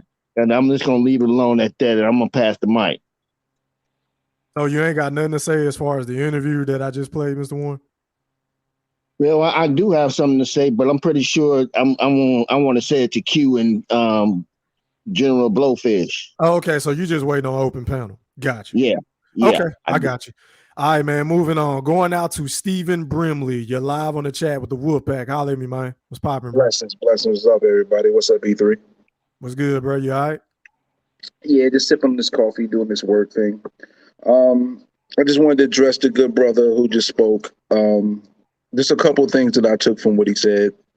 One of the things about the whole Bob Arum situation, people tend to forget how this whole I lost money thing kind of started. Are we forgetting that there was a fight during the pandemic, and Bud's fight during the pandemic, Bob Arum asked him to take a pay cut. He told him, hell no. That's why he started losing money. Yep. So sour grapes started from that point on. Yep. So it's like some people take what Bob Arum says and throws it away, and then take certain things that he say when it fits with the direction that you want it to be. But when the truth of the matter is, Bob Arum started speaking of sour grapes, at that point. And then it turned into Bud telling him he bouncing, and then, the sour grapes continue. So, in some ways you got to take it as a grain of salt. Then also in regards to the whole Spence and Crawford negotiations, I don't see anybody disputing that the last term offer he received was for 2023. No one can dispute that. So if that's the case, what's the issue with him fighting in 2022? He is a fighter. He does take care of his family for a living by fighting. So if he has no fight on the calendar 2022 year, what income did he bring in for the year? Nothing.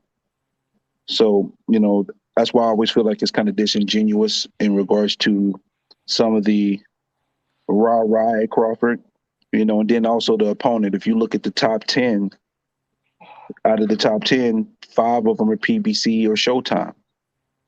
BLK can't do a deal with PBC or Showtime because they're going to give the rights. And if you're trying to upstart company and use your app, how they going to be this, do that with Showtime? It's not possible. And Oscar De La Hoya, obviously he's not pushing for Virgil Ortiz to make the fight because he could have been the Mando for how, he could have been made himself the Mando. I don't think Virgil Ortiz doesn't want the fight. I think, Oscar's, is holding that fight back because he don't think he can win or he's ready for that fight. Yep. So when you look at that, there's only 2 fighters that really he could pick out of the top 10, which was Crowley or Avanesian. That's it. And again, looking at the overall dynamics, I'm not going to sit here and say, oh, Bud is 100% blameless. Like he capped some too. But at the end of the day, you're looking at, supposedly the biggest fight in boxing where they're not putting nothing on the table. Nothing on the table. That's a problem. You can put something on the table for all these other fights that is nowhere near the magnitude, but you can't put nothing on the table for this fight. It tells me where PBC and Showtime are at right now for the for the fourth quarter of 2022. They're not in a position to pull up any money. And I don't think Showtime is going to be able to pull up any money, By this time next year, Showtime might not even exist. It'd be Paramount app. And will boxing be part of it? We'll find out. So Grim Reaper has spoken. I'm just not one of those guys who interrupt people, but I have rebuttal to his stuff. I just Oh, no doubt, no doubt. Well, definitely when we get into the Yeah, yeah. live panel, we Once can we get the definitely open chop it up panel, some hey more. man, But y'all can have at it. Open panel. Is that all you got to say, Steve, bro? no, I'm on here. Look, I got more to say, but I'm gonna stop because I want to hear what he has to, what the gentleman has to say in regards to that. Just get his viewpoint, and get an understanding of where his perspective is. Yeah, he can remember that shit at open panel, bro. Let me go ahead and bring Q. You're live on the chat with the Wolfpack. Holla at me, Q. What's popping, fam? Hey, Thriller. What's good, bro? Man, what's good with it, man? Man, there was no way I wasn't going to click tonight. Yeah, go ahead, pop your shit. Before I address you buddies, I'm going to deal with y'all in the open panel. Because I think that grease, I might pop that grease tonight. No. But you want to know what I got out of all that? Yeah, go ahead, Q. This what I got out of all that, man. Yeah. Because when this fight first got announced, we cannot forget the receipts that, Bud ain't been in contact with BLK Prime. It just happened. Yep. Once they found out that the fight was going to be for 2023, Bud had to do something. It just happened. Yeah. That's what, everybody was saying. Yep. Until. Yeah. Until. Come on, Q, be easy on me. No, not at all, you buddies. Not at all. Until he got on the interview. He didn't say it just happened. He didn't say, the man say early June. Yep. What I also got out of this whole situation, I ain't gonna lie, out of all boxing negotiations, for the oddest reason, I wonder why this dragged longer than it should have. Right. Because my belief is that Bud Crawford had this BLK. I read that article that Robert Garcia, when this fight was first announced with David Anesthesia, David Avocado, you know what I'm saying? Fights like that don't get put together in no 2 weeks just like that. Facts. Fights like that takes time. Fights like that been talked about. When we talk about negotiating in good faith or whatever, we can say he didn't have to tell Earl this, he didn't have to tell Earl that. I'm going to put it to you this way. There's no way, I'm going to give this analogy. There's no way that I could be trying to holler at a queen, right? But yet, I got this queen thinking that I'm trying to holler at her the whole time, right? But then out of nowhere, I end up getting with another one. Well, I'm not mad at Bud, but through that video and through everything that came out, my belief is that Bud played for the bag, man. I believe that Bud did not want this fight in 2023 at all. I believe Bud stalled the fight with asking for transparency, asking for this, asking for that, right? Doing things that, because like I say, because I'm in agreement with Steven that the budget wouldn't allow them to give no guarantee. And if they wanted to fight this year, they was going to have to go off the net and what the fight in the pay-per-view do. Oh, man. Earl was with it because we all say it's the biggest fight in boxing, but Bud was like, no, I'm not with that. So you buddies, y'all bring that bullshit on because I'm the propaganda special and I'm the BFP master. I will be waiting on you niggas on open panel. I dropped the mic for now. I appreciate it, Q, man. Shout out to my favorite Earl Spence fan, man, Mr. Quinn. All right, man. Going out to Haru. You're live on the chat with the Wolfpack. Holler at me, man. Man, something is seriously wrong with these Errol Spence fans. Every celebrity get approached by so many business opportunities. Like it's common sense. If the man got approached by BLK Prime in June or whatever, if he really wanted to fight that bad, he could have been fighting in August. You know, he was trying to make the fight happen. But Crawford made me mad by letting the PBC play on his top like that anyway. Because he went in there, he said he wanted 50-50. They offered him 35% and he took it.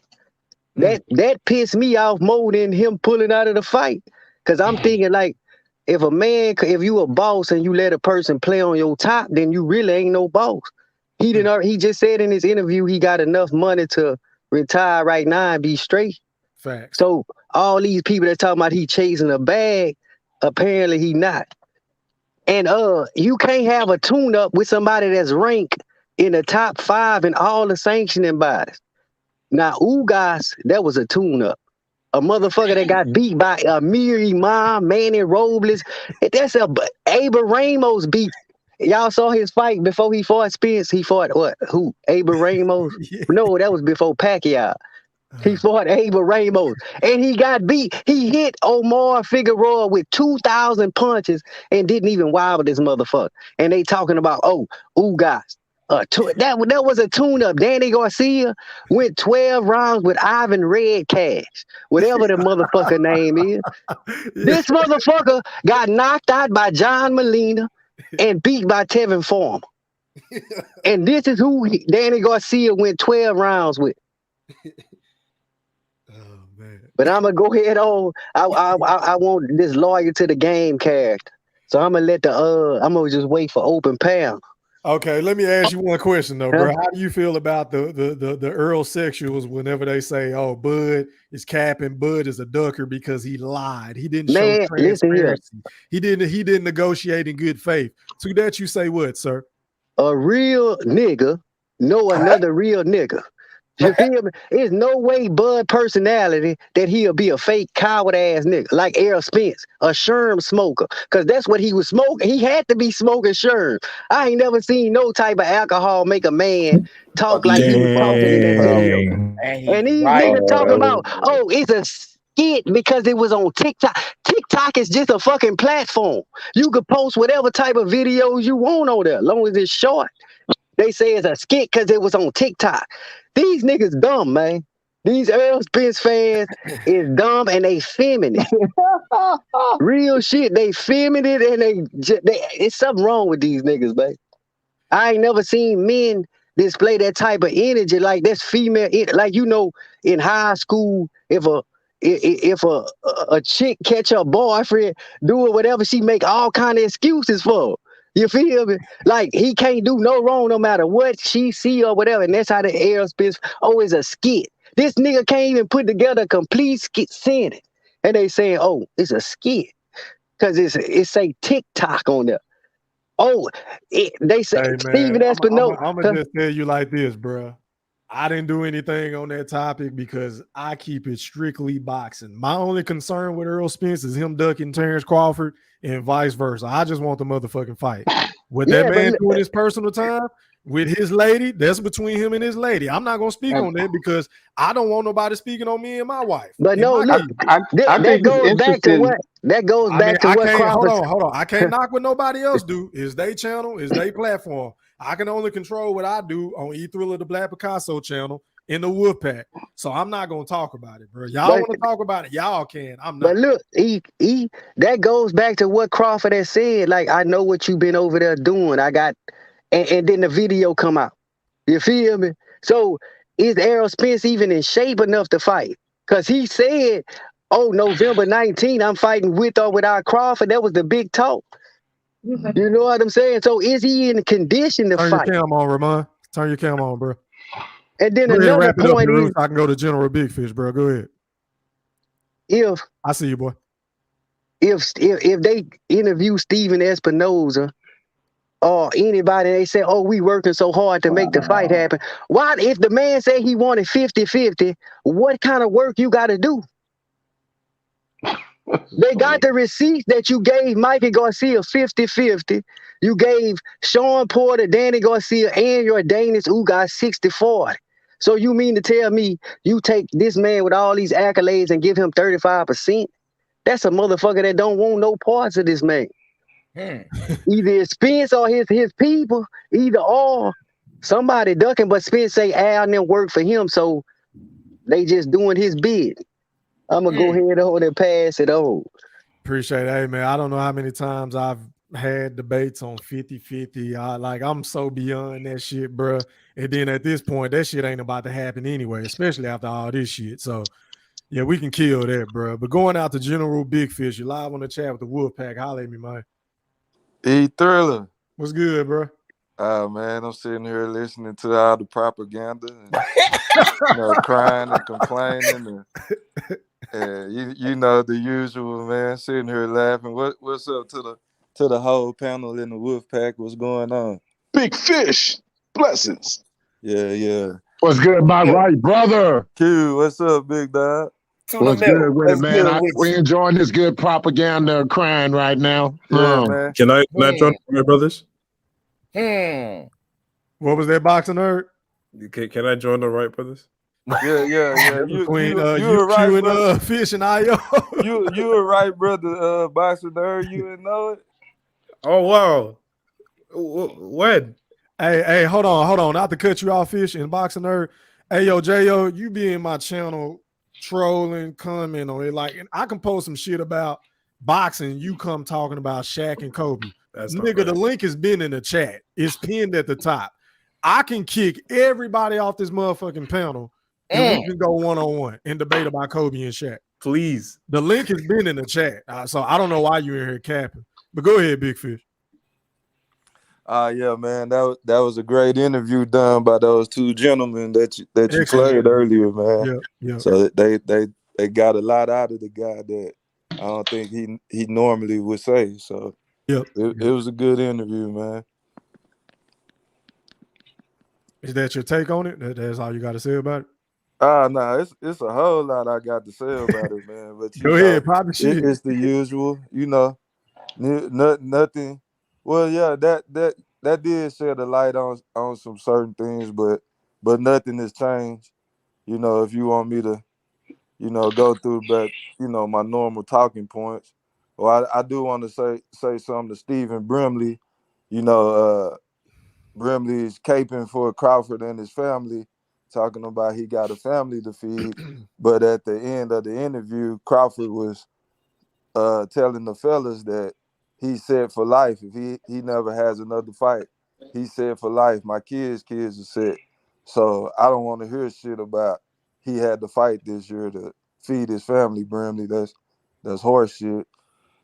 Secondly, I heard Crawford. He's a crybaby, just like his buddy supporters. He's a big crybaby and jealous hearted of Earl Spence for some reason. He mentioned that Mikey was used that throw to Spence. That's not true. Mikey Garcia, dumbass, thought that he saw something in Spence, and his fucking brother told him, "No, don't do that shit. You go get your ass whooped." That's pretty much what he was telling him. He didn't want to be completely honest and say, "Hey, bro, you go get your ass whooped if you get in the ring with that dude. He too big. He too good for you."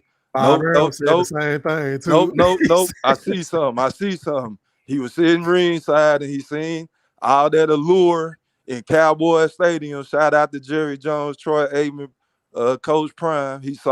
He was in that building, and when he seen Spence fight before, said, "Okay, I got to get some of this action." And he stepped in there and got his ass whooped.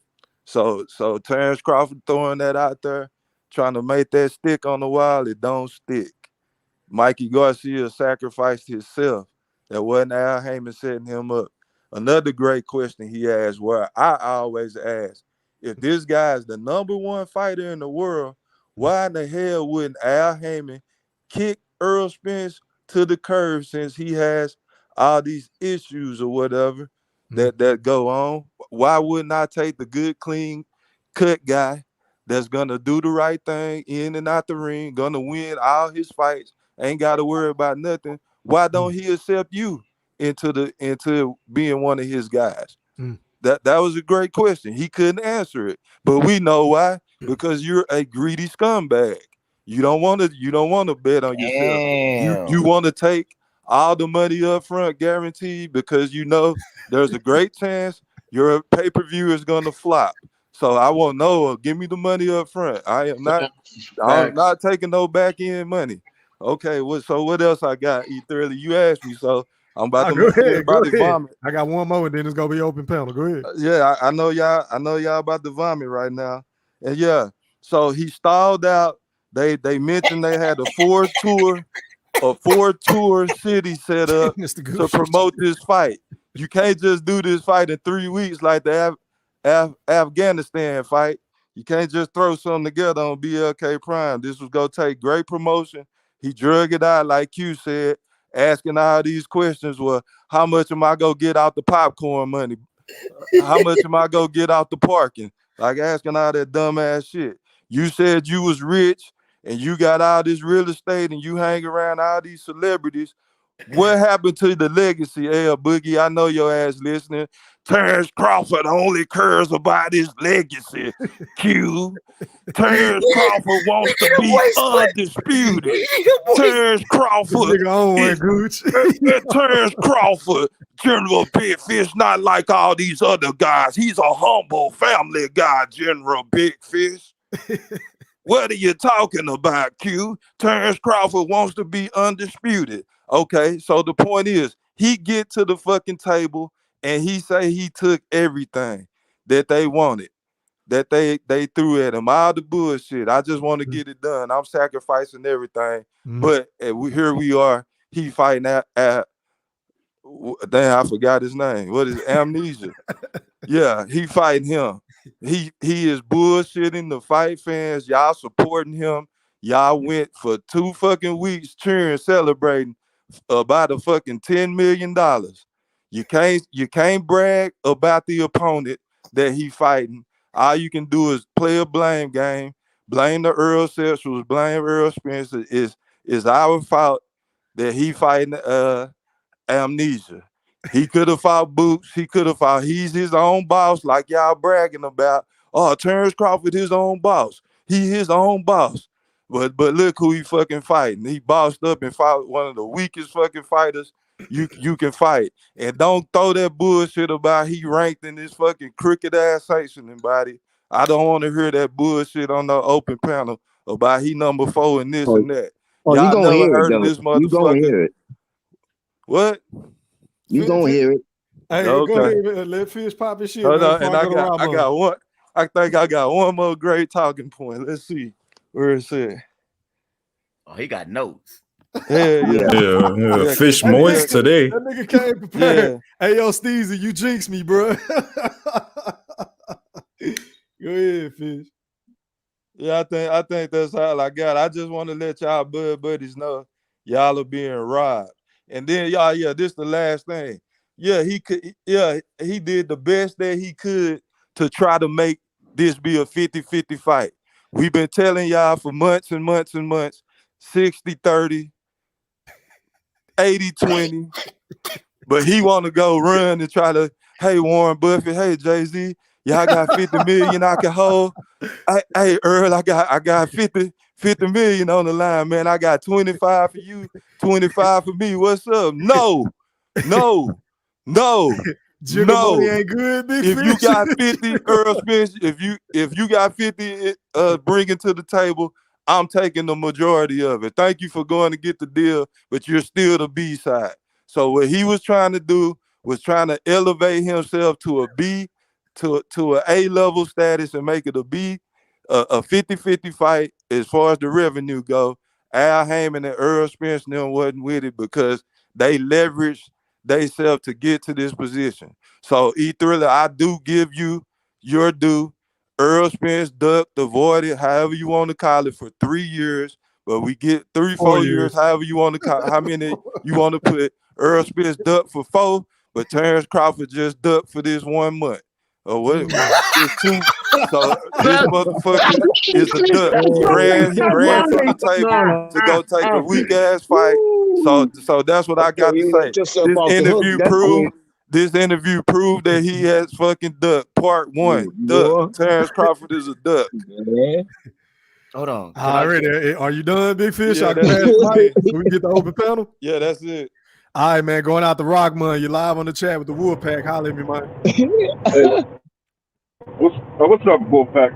My suggestion is you should let Big Fish go last because it's hard to go after that dude, man. Like that was comical, and you know what I mean. I mean, it was entertaining and everything, but he got such a big personality. It's hard to go after that. Like he just totally erased my mind of what I was going to say, but I think I remember now because it was what he started with, and what the other gentleman began with was about pretty much on the same lines as the Twitter war.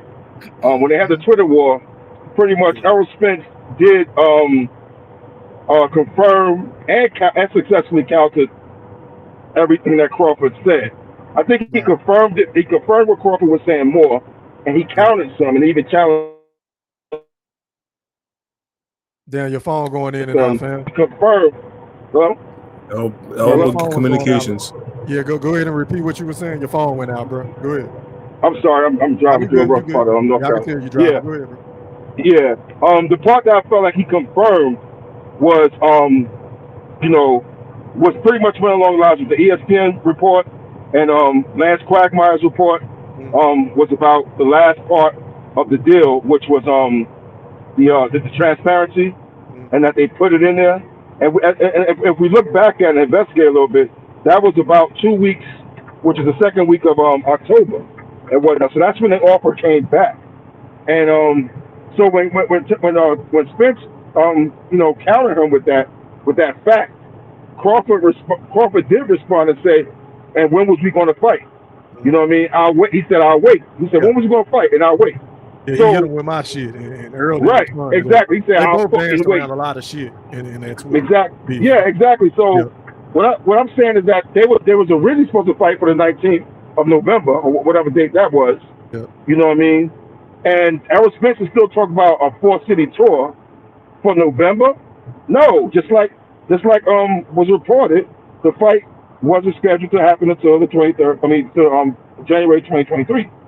As far as the leaked phone call, and as far as ESPN, they were saying February 2023. So I mean, that's one thing I observed. I like the fact that Crawford is out there speaking. He speaks very well. It's like Spence fans are not happy with anything this guy do. I mean, everything is. It's like everything he says leads to speculation. Like, and I think the guy's speaking very clear. If somebody tells me they just met somebody in June, you know what I mean, and then now it's October and they got some business going on, obviously, yeah, they were talking. But if he told the guy that his first priority was a Spence fight, I'll take him on his word for that. I mean, so Canelo can field an offer from Eddie Hearn and field the offer for PBC, but Terence Crawford can't. You know what I mean? Like that doesn't even make sense. That you're gonna tell. I mean, and I'm gonna take it to the LDBC. You're gonna tell a black man after all these years. Hey, hold on, fam. I'm sorry, bro. I'm sorry. Excuse me. No promotion. That's paid promotion, bro. How we gonna tell a black man that he can't negotiate for the best deal? You know what I mean? Like that don't even make no sense. Like you know what I mean? Like why are we hating on this man for negotiating for himself? You know what I'm saying? And for his best interest. If Al Haymon is negotiating for the best interest of Spence. You know what I mean? So he's going in there, you know what I'm saying, not blind and like that, but you know, he does have to protect himself and he does have to have a backup for that. And he did say he wanted to fight in 2022.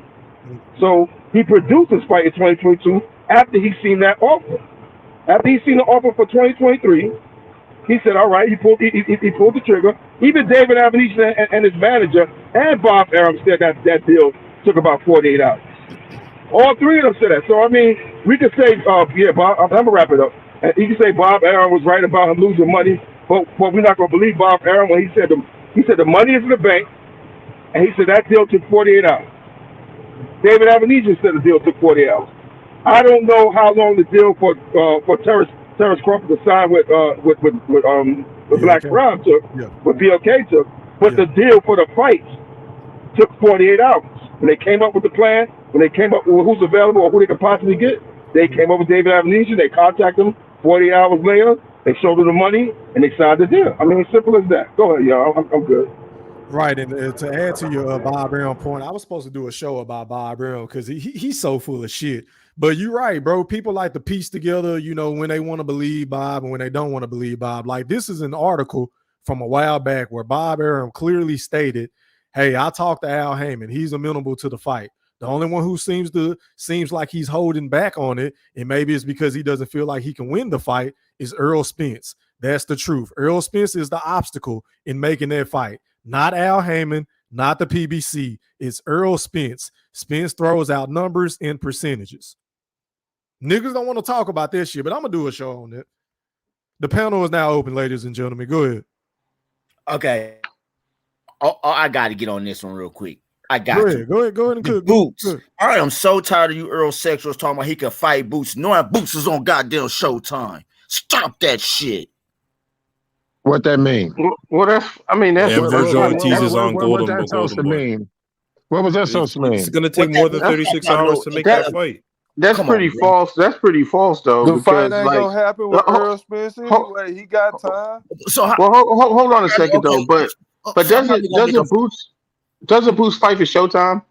Man, can y'all just admit Earl? And then Showtime say just question. So Boots fights for Showtime, right? What did Showtime say? What did Showtime say? Showtime said they did not want to disrespect Bud by offering him them fucked up ass figures, right or wrong. Yeah, but that was to fight Errol Spence. See, the reason hold on a second. The reason hold on, brother. The reason they said that is like let's be honest. It's funny. Y'all want the impossible to happen for this guy. This guy has failed pay-per-views, and it has nothing to do with what anyone's saying. It's just a fact. It's a fact. Post-all pay-per-view sold 50,000. That's an embarrassment. When was he on pay-per-view? Let me finish. With Amir Khan, they didn't even release the numbers for over 3 weeks. And then to prove it all, hold on a second. And then to prove it all after that, his next fights weren't on pay-per-view.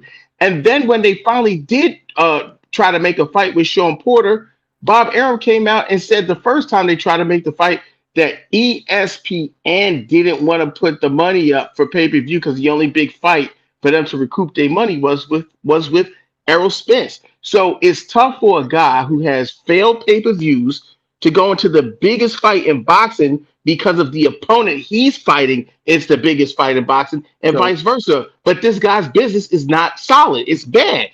No matter what he does in the ring. Hey, let's rewind time. Hold on, y'all. Let me ask Lawyer to the game a question. Business bad? Hold on, y'all. Lawyer to the game. Let's stay on that Sean Porter and Bob Arum shit. Mm-hmm. Now, do you remember when they was trying to negotiate that fight?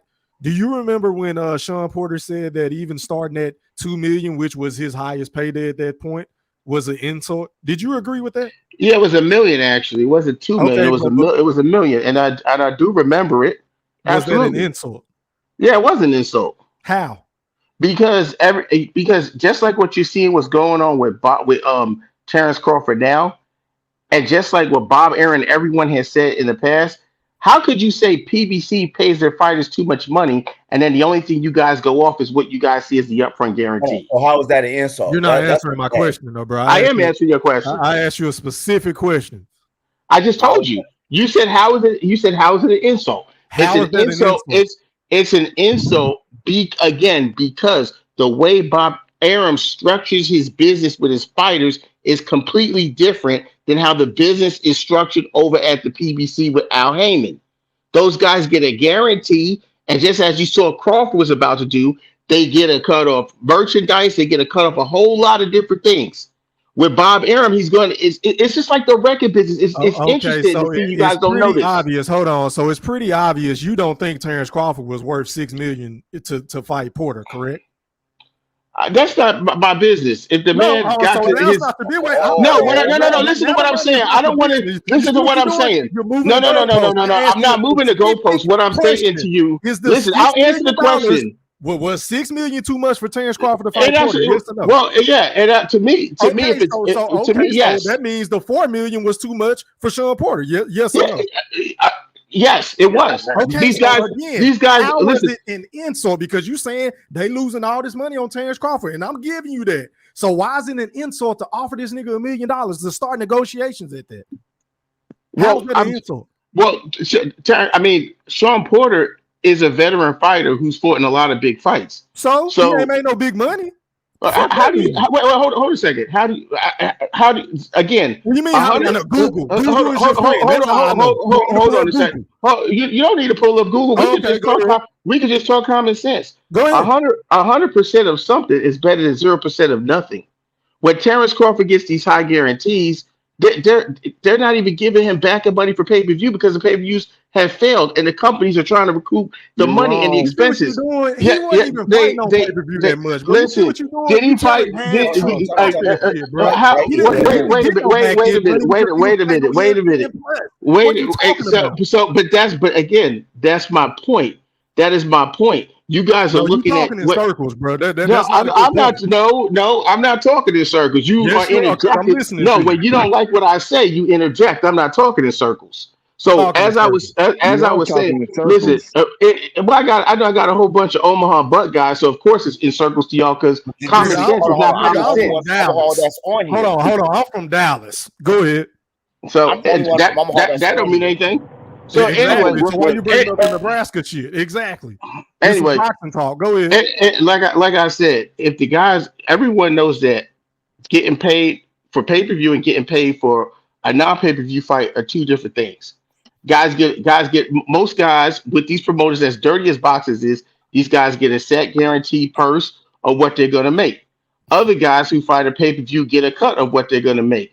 Now, we've heard multiple people, even Adrian Broner, who's now at BLK Prime, when he was asked about the guarantees that he has gotten before, he always said that was on paper. When Manny Pacquiao came over to the PBC and fought Adrian Broner and Keith Thurman, it was reported that he made $20 million, but his guarantee was 2.5. So if Bob Arum is coming to Sean Porter and offer him $1 million when the business formula over at the PBC is to get a small guarantee and then you make money off the back end on different things, then of course it's a fucking insult. That is an insult to him. Well, why is the PBC going Sean Porter is making all this money and these PBC fighters are making all this money, then why did he get his highest guarantee with Terence Crawford and Bob with PBC?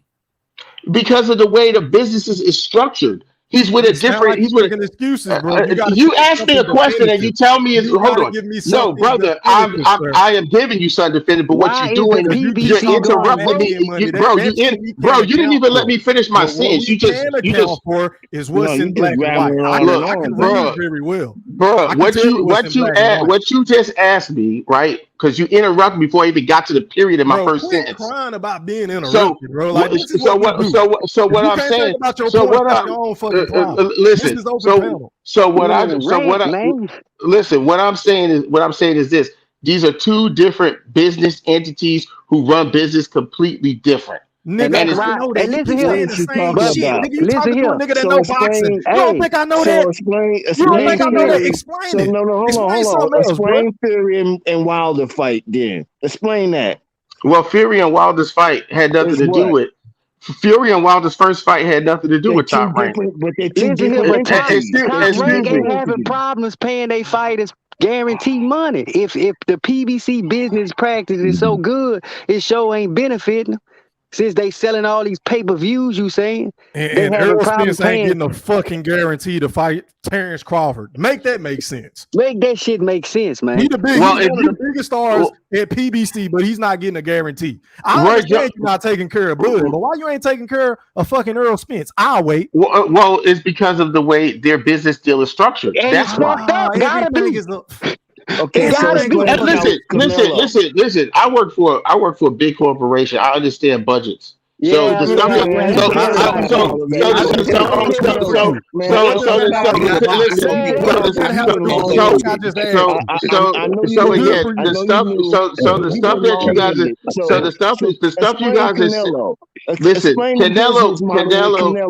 easy. Canelo, listen. It's very easy. I don't want to Canelo, hear about this. like I Tell me just said, about it's very Canelo. easy. It's very Man, easy. listen, you need to Canelo explain. has Canelo. All right, can I explain, or you gonna keep No, fucking talking? I want you to explain if the PBC got a good business model. Why can't they pay fighters guarantees and Top Rank Well, still can? Nigga, okay. Adrian So Broner said they about to be fighting on Twitter. Twitter. Y'all love sound bites, but But okay. they got all So this fucking money. Stop it, bro. okay. So I'm just gonna ask y'all two factual questions. Go ahead.